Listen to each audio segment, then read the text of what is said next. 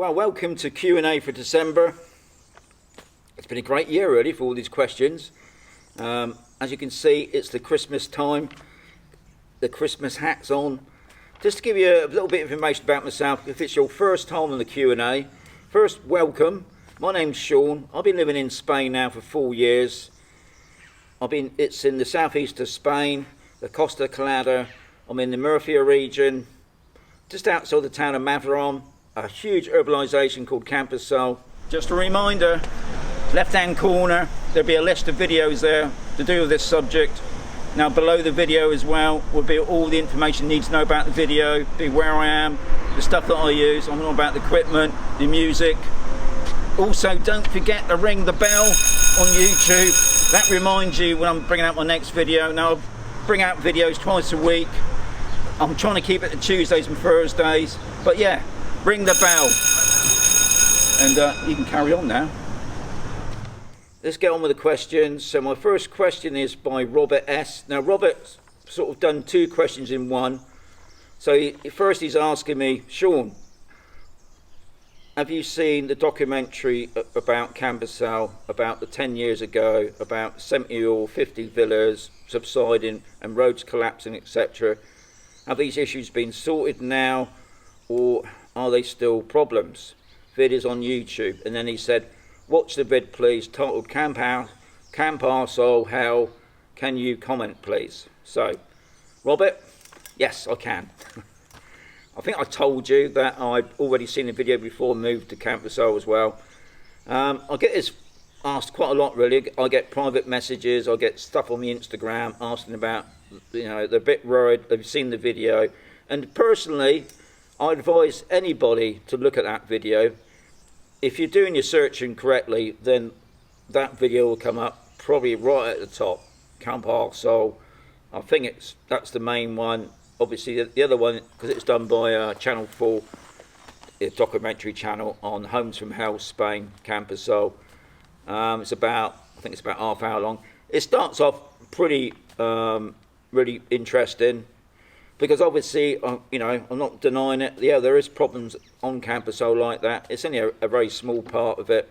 Now I'm going to put I can't see myself on the screen. I think it's up there. I'll put a link there. I did a video called Past and Present, and if you watch near the end of the video, you will see where the golf club is. Just behind it, you can see the bulldozers are actually levelling off the ground behind the golf club.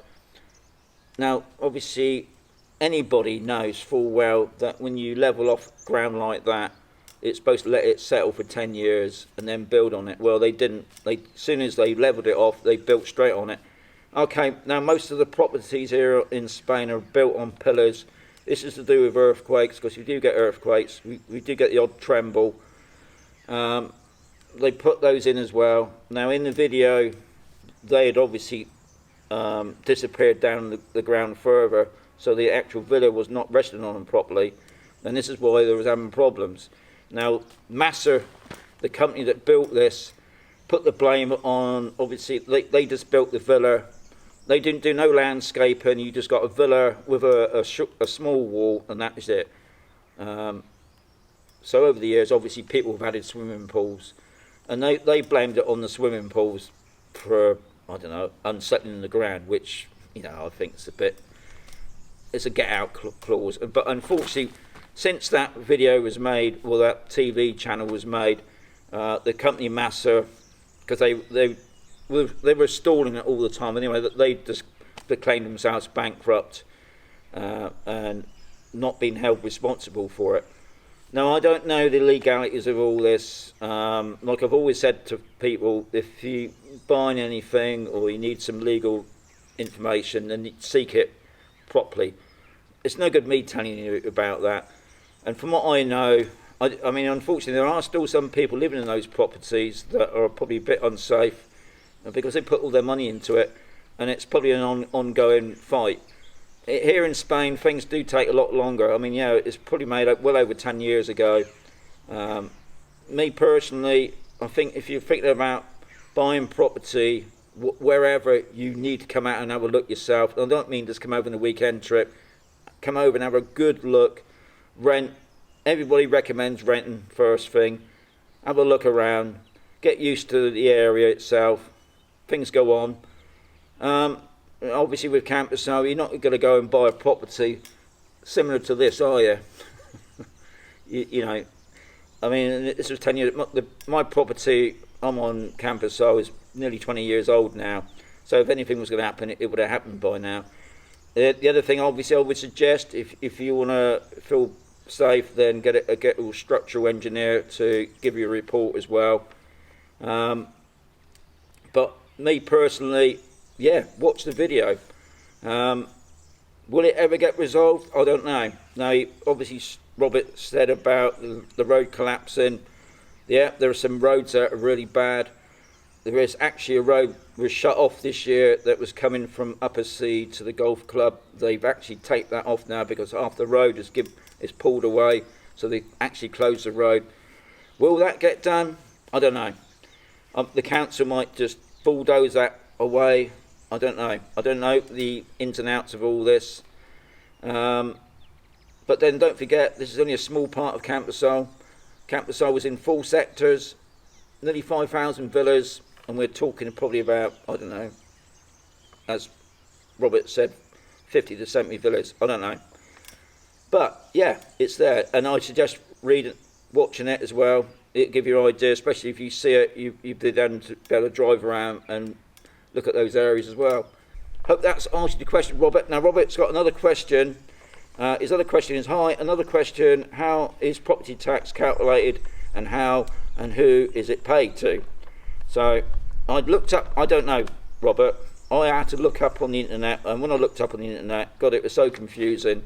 So what I'm going to say there, to be honest, I don't know. You need to seek legal advice, either it's your lawyer or your solicitor. They can give you all those types of figures. I can't give you that information.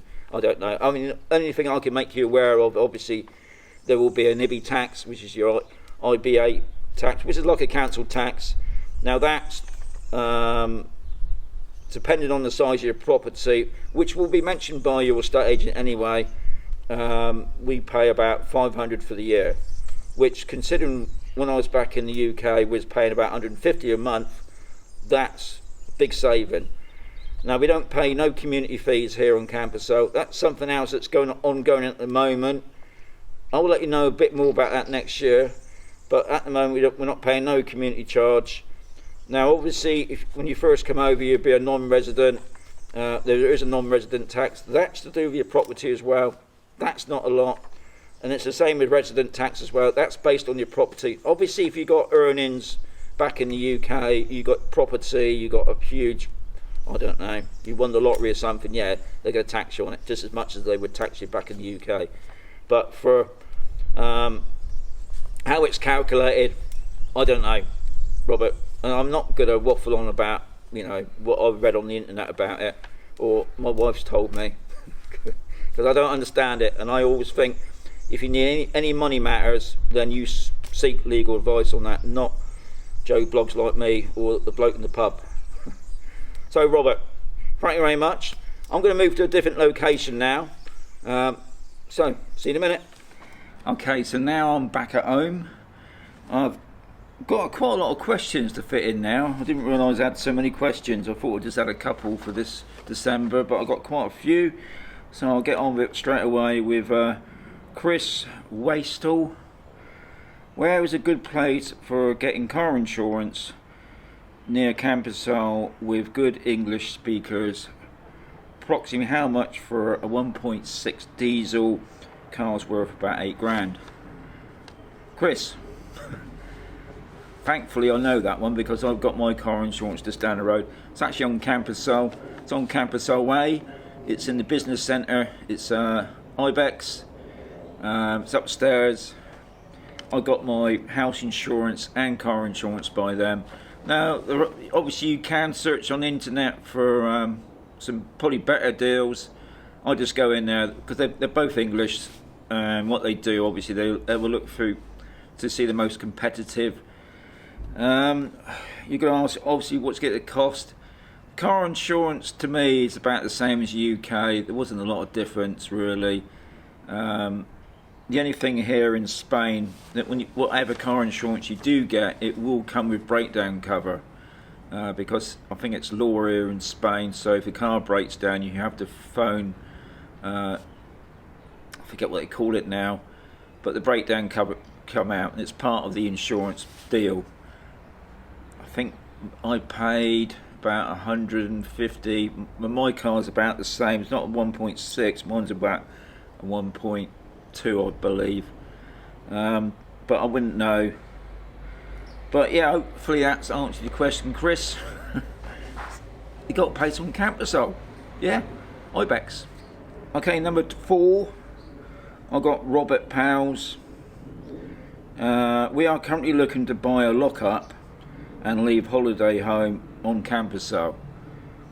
Is there a Camposol Facebook page where residents monitor the area, like a neighbourhood watch, or any security firms you can hire? I can't even pronounce that word. Check on your property, as it would be left empty most of the time of the year. Right, Robert, there is a sort of a neighbourhood watch. On each sector, I believe they've got their own like security information sites. Now, what would happen, you would have to put up a message on Camposol's social media site on Facebook or the Beguntis, and they will contact you if you just tell them the predicament. But usually it's more to do with information more than them actually checking. Now, there's a lot of these property companies here on Camposol and outside that do cleaning, will check on your property once a month. The key holders, I don't know what sort of price they are. Obviously you can do it for the year, probably get a better deal. Probably worth doing them more than a security company, because I know from what I've known about, there's a couple of private security companies, Spanish ones, that obviously come in. They're going to charge you a lot of money, mainly because they want to stick in monitors and things like that. So I would try the key holders. But yeah, put a message up on Beguntis or Camposol's Facebook page. They will contact you. Probably a good idea anyway, because it just let you know what's going on in the area, if there's been any break-ins and what they're up to. So, hope that's helped you there, Robert. Number 5, Nord Nap. I've got a feeling I've met you. Anyway, he's asking about long-term rentals. Can you rent from November to February? How much roughly per month for a 2-bedroom villa with parking? Can't really give you a lot of information on that, really, because I don't deal with rentals. I don't know the ins and outs of that, other than when I come here in Camposol back in 2015, we did rent, and it is better to do a long-term rent because it's cheaper. If you're just doing it for a week, it can be expensive, but if you're doing a 3 or 4 months, and I think we was paying about 300 a month. Now we had a 2-bedroom property. We'd had off-road parking, but there's plenty of room out in the road, so I wouldn't worry too much about the parking side of it. But yeah, I would say you're probably talking about 300. Now you can go on to the Facebook social sites. One's Camposol, and the other one I mentioned before was Beguntis. And what usually happens there, they'll contact you. I'm talking about the private people that let out their properties. You probably get a better deal, but as far as I know at the moment, now we got ours off Other World Properties, because what I like about them is they've actually got a website, and it would tell you the prices as well. Other World Properties. There's another one on the Mazarron Country Club, the Mazarron Country Club. There's one on there as well. They also rent out long term as well, but from what I can remember, the other couple of weeks ago, Other World Properties did say that they're fully booked up now, well into next year. So if you want to start searching, I would start searching now. But yeah, probably about 300 a month, Might be more. Right, number 6, Joanne Essenjo. I know I got that wrong. Anyway, I'll be interested in renting a 1-bedroom, 1-bath and kitchen in your area long term. How much on average? So Joanne has just asked the same question virtually, obviously for a smaller property. So it's worth going on to Other World Properties. They've got their own website. They can give you an idea of price. Like I just said before, I rented back in 2015 and it cost me $300 for a 2-bedroom. So obviously it's going to be a little bit cheaper. You could probably get an apartment. The apartments are probably going to be more on the Condado, which is just down the road from Camposol, or even on the Mazarrón Country Club. And also, like I said before, the Mazarrón Country Club has got their own. There's a estate agents on there. If you just search for Mazarrón Country Club, the estate agents would come up, and they've got their own website for long-term rents as well. But yeah, I can't really give you a price on that because I wouldn't know. But like I said before, you can also put it onto the Camposol Facebook group or Preguntas, and somebody will probably private message you to let you know if they got any vacancies as well. So it's always worth trying out those as well. So that's answered the question. Number 7 is Glenn Roberts. No? Oh yes, sorry. How do you plan to spend Christmas? Okay, Glenn. I'm going to say, I'm going to answer this in the January's one, because at the moment we was going to be spending Christmas by ourselves, but we've got family now. But I'm going to let you know in January about that one, if you don't mind. Okay, number 8, we've got no nap again. Central heating costs, and how many weeks do you need it on for? What kind of central heating, or is using a log burner any good? Good question that. How long do you need it for? That's I think really up to you really. I mean, we've had the heating on now since November. Yeah, we had it on since November, so we've already had it on for over 4 weeks already. And I can remember this year, I thought it was quite a long winter. We went right up until end of March, well into April, before we turned it off. You can't believe that, can you really? I mean, look at today. We're probably coming up in the 20s again. In the daytime, yeah, I can sit here in my t-shirt and shorts if I wanted to. I'm not. I'm sat in here in my trousers. But once that sun goes down, it gets cold, and you will need some sort of heating. Now, when we rented a property, we had a log burner in there. I think the log burner that we had, it has like a blower to blow out the heat. Well, the one that we had didn't work, so we just had the heat from the fire. And to be honest, it wasn't enough. And I don't think it's enough if you're going to be living there, because it'll warm up that room. We had all the doorways covered in blankets. We actually had blankets on us, and still had the log burner going. To me, it wasn't enough. You need, as far as I'm concerned, you need central heating. Central heating here on Camposol mainly is oil or pellet burners. So this is what I'm saying about if you are buying a property, if you can get a property with central heating already put in, that's a big bonus.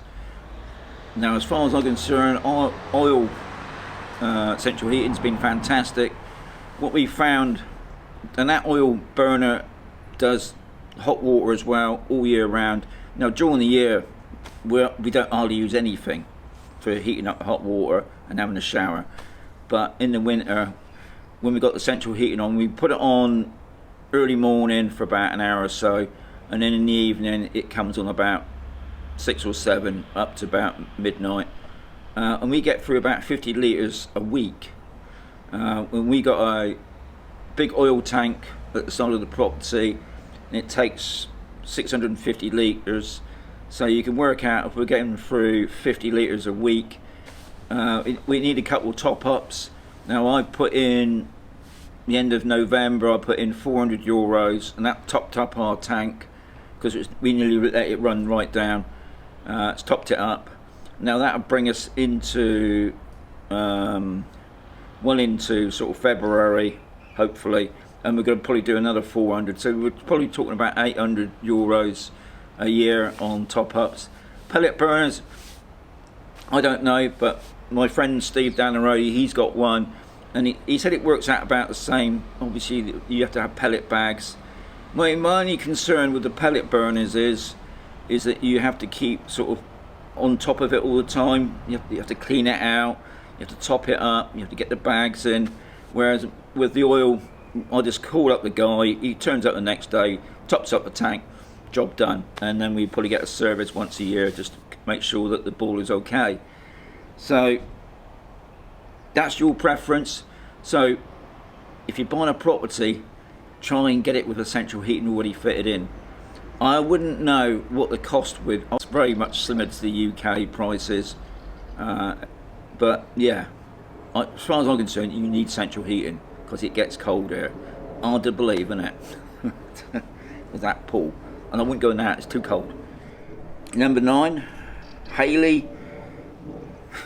I think I said before about this, but anyway, are you doing the pool video? Hayley, we could put it there because we've already started on the pool cleaning video. Now, what I will say straight away is Jan started cleaning the pool about a week ago. We've been having some rain lately, and unfortunately when it rains, because it's coming up from North Africa, we get that Sierra dust, and sometimes it lands in the pool and it makes the water, it will turn the water sometimes. So Jan's left it now, and when she gets back, because she's not here at the moment, when she gets back we're going to carry on. So yeah, in the new year, Hayley, there will be a pool cleaning video just for you and anybody else. So yeah, we're on the case. I've actually got round to doing one.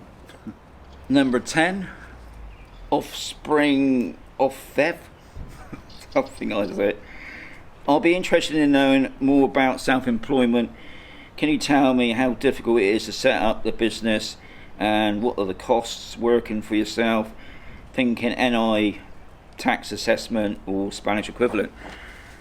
Good question, and I did mention to you at the moment my wife's back in the UK. Of course, she dealt with all the figures and that, so I can't really give you a cost on what it was costing. But what I will say, first thing you've got to think about, you're going to have to be a resident first. So that's your first hurdle. Setting up self-employed is not that difficult, but it's expensive in the sense that whatever you're going to set up, you need to make sure you've got money coming in, because once you start this thing, you've got to be paying every month. I think in the UK you can actually take a break and have a holiday, and you probably get some help on the social security or whatever, but here you don't. Once you set it all up, you've got to keep paying those payments. I mean, the only good thing about all this is, and this is another reason why my wife did it, was that we put ourselves onto the health system, and we're on the Spanish health system. So, because obviously you're paying into the social security, and me being her partner, I'm added as well, which that's the bonus part of it. But the actual payments, that's difficult to explain as well, because depending on whereabouts you could be living in Spain, some you have to pay the full amount. Here in this part of Spain, in the Murcia region, that's right. Bonnie's been right barky this morning. Yeah. Anyway, in the Murcia region, you got 3 years. The first year it's like 150, and then the second year it goes up. And on the third year, this is the reason why we give it up in the end, it went up to 400. But don't forget, on top of that, you have to have an accountant to sort out your payments, especially for your tax, VAT, things like that. Social security payment as well. That can be a bit of a nightmare. Also, what else is it? Oh yeah, and obviously advertising. I mean, I think when we packed it in, we was nearly paying $700 a month on just payments, you know, and that was expensive. Now, obviously, the accountant, that I think that starts depending on where you go, because obviously you need a good accountant that can speak English as well, so you understand it. Was costing us up well over $50 a month. So yeah, I wish she was there, because obviously I want to get this out before Christmas as well. So it might be a good idea in the new year, offspring, is you ask us again. But like I just said, first you've got to be a resident, even before you can think about becoming self-employed. And you find what I found here, a lot of places won't take people on. So if you want to work part-time in a bar, they'd rather be you're self-employed, so they ain't got to pay the social security payment, because it can be, especially in the summer months when it's really hot, especially August, when you need a bit of a break really because it's just too hot to work. You still got to keep paying the payments, which is a bit of a nightmare, I think, really. You know, or if you want to go out on holiday, you still got to carry on paying the payments. So I wish I could give you a lot more, especially on the money costs of it, but in the end this year we had to give it up because it was costing us nearly €700 a month, because we was paying the full payment then. So something to think about. Obviously if you got some brilliant job where it'd be paying lots of money, because my wife, she was only charging €8 an hour work fee, and then on top of that would be the cost of how long it would take. So we weren't bringing in a lot really. What we was bringing in really was paying back out again. So a lot of people do it, but unfortunately I can't give you much more information about that. Sorry about that. But like I said, if you want to ask that again for January's Q&A, my wife will be back, and I'll get some more information off her for that one. Last question, number 10, which I did. Here it is. Okay, Steve Knowles. I take it Steve obviously lives on Camposol. He comes over a bit, because he asked me, what's the history on Barry, and how did he get his name? Is there also a Gladys somewhere? When I first read that, Steve, I thought, who's he on about Barry? And then it clicked, Barry, yes. So anyway, I'm going to put a photograph there of Barry, so you all know who Barry looks like. Now, Barry appeared about, I think about 6 months ago, suddenly on C, on one of the roundabouts, and then he disappeared for a bit. I think somebody thought he'd been kidnapped. I think it was on a refurb, and he does seem to move about on C. How he's got the name, I ain't got a clue. And you're right about Gladys. I've seen Gladys the other day. Put another picture there of Gladys. Now she's appeared, I don't know where she's come from, so I've got a feeling it's something to do with the gardening group, which is the Green Fingers on C. They do a great job, Green Fingers, I must say. But so I'd imagine next year Barry and Gladys will probably get up together, and we'll probably see a bigger family. So Steve, that's a brilliant ending to the year. I wish I could give you a little bit more history on that, but I don't know. I'm just as baffled as you on that. But it's going to be a good ending for the year. I want to thank everybody that's put in questions. I can't answer everything, obviously, because I want to give you a true saying, really, what I've gone through. And obviously, I know some of the questions that you want to ask, like renting or buying a property and things like that. I can't really give you the ins and outs of that, because I've only gone through I only tell you what I've gone through. So, what I want to say now, I want to say a Merry Christmas to everyone. Now I'm bringing out a video in a couple of days time. It's going to be my 4 years in Spain, but I'm going to say it now on the Q&A.